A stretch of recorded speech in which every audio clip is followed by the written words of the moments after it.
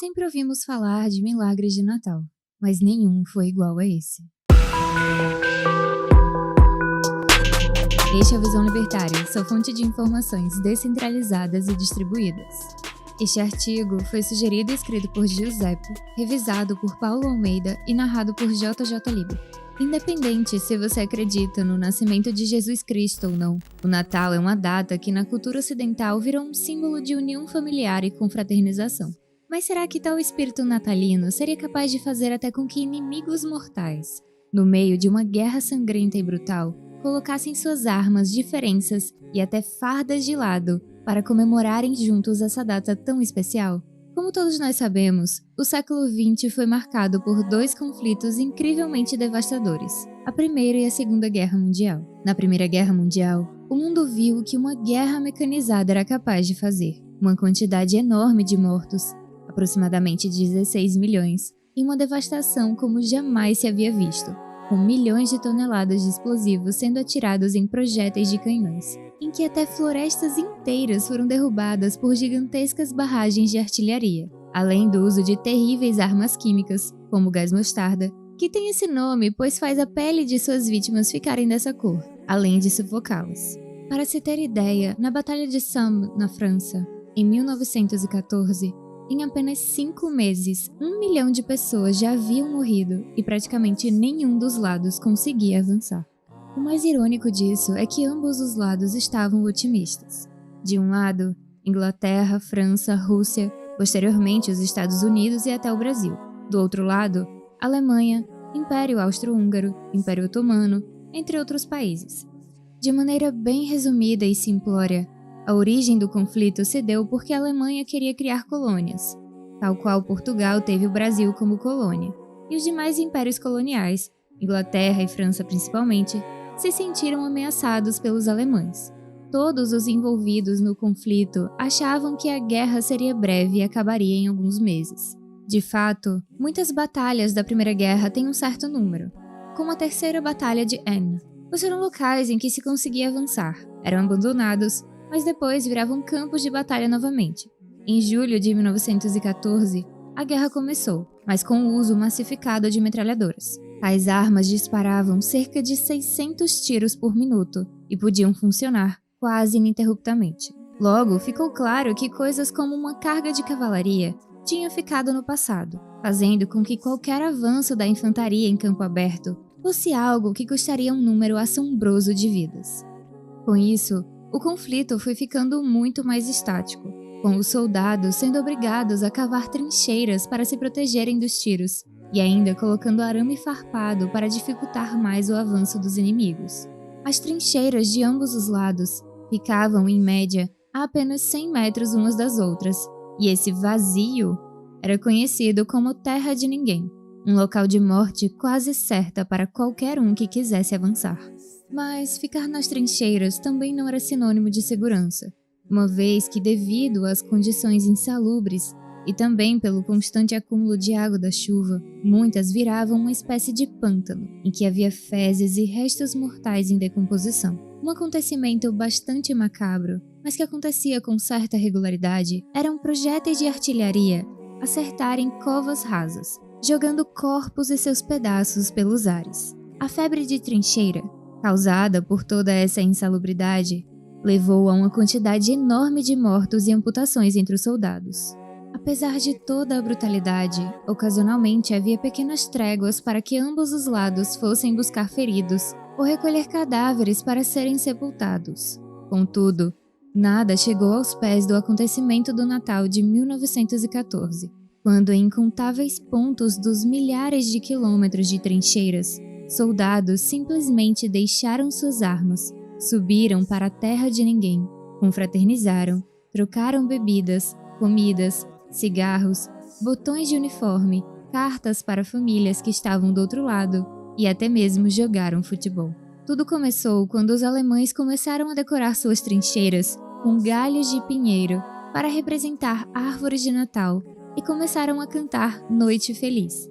Muitos soldados ingleses e franceses não demoraram a cantar também, e logo um imenso coro surgiu de ambos os lados das trincheiras. Estima-se que cerca de 100 mil soldados participaram da trégua de Natal.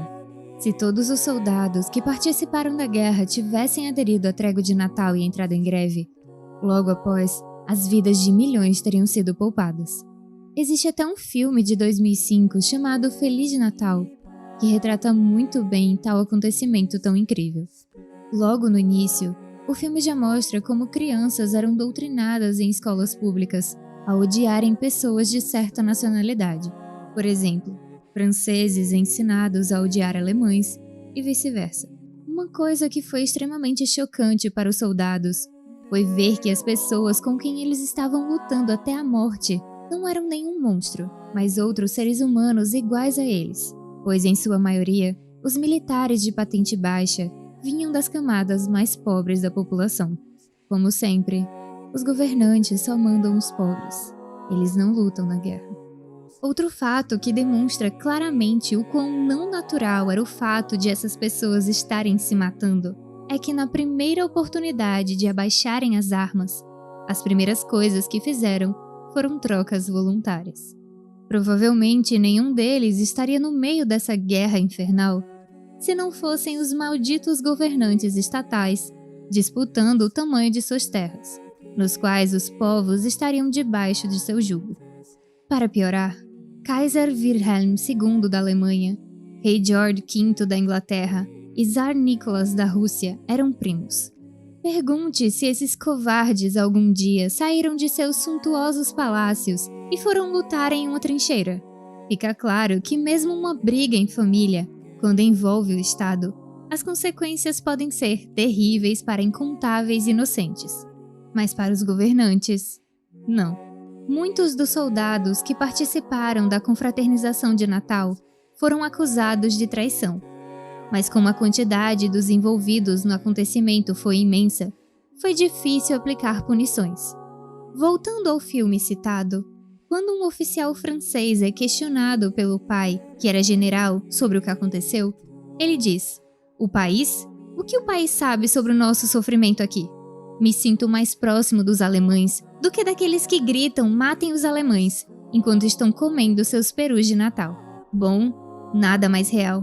É muito fácil querer exigir que outros sacrifiquem suas vidas em nome de um império, nação ou qualquer outra abstração coletivista por aí, mas que só serve para justificar a morte sem sentido de indivíduos que jamais iriam querer estar se matando da maneira como foi na Primeira Guerra Mundial. Como todos nós sabemos, a Alemanha acabou por perder a Primeira Guerra Mundial. E, como consequência disso, as nações vencedoras impuseram pesadas indenizações ao Estado e à população alemã. Houve hiperinflação, sendo preciso um carrinho de mão cheio de dinheiro para se comprar pão. Nesse mar de desespero, ressentimento e miséria que havia tomado a Alemanha, um homem que havia lutado em um batalhão que fora dizimado inúmeras vezes, sendo ele sempre um dos poucos sobreviventes, canalizaria tudo isso no movimento que marcaria o século XX. Com atrocidades ainda maiores do que as cometidas na guerra anterior e que começaria na próxima guerra mundial. Vocês provavelmente sabem de quem eu estou falando, mas isso já é tema para outro vídeo. É curioso como inúmeras pessoas dizem que sem o Estado haveria uma anarquia que levaria à guerra de todos contra todos. Contudo, a trégua do Natal de 1914 mostra exatamente o contrário, já que os soldados decidiram que não iriam mais lutar. Decidiram cooperar e a paz realmente reinou. Morreram tantas pessoas por conta de guerras como no século XX, em que praticamente todos os conflitos foram justamente por conta de disputas de poder e recursos entre estados, ou de grupos querendo disputa para ver quem seria a autoridade máxima dentro de um estado. Será que o mundo seria mesmo um local caótico sem os estados, que iriam mandar jovens para a morte a troco de mais um pedaço de terra? Bom, fica a reflexão. Guerra é paz, liberdade é escravidão, ignorância é força. Talvez você se lembre de onde vem essa frase. Por fim, desejamos um Feliz Natal a todos. Que possam celebrar esse momento tão especial com seus familiares e amigos, desfrutando de todas essas comidas gostosas que só o capitalismo, malvadão, pode nos prover. Lembre-se, há 107 anos aconteceu um verdadeiro milagre de Natal, porque homens colocaram a doutrinação, o ódio e as ordens estatais de lado para realmente se comportarem como homens livres. Obrigada por sua audiência. Se você gostou desse vídeo, não se esqueça de curtir e compartilhar com seus amigos em suas redes sociais. Para ser notificado de outros vídeos, inscreva-se no canal e depois clique no ícone de campainha. Escreva artigos você também, acesse o nosso site visãolibertaria.com. Até a próxima!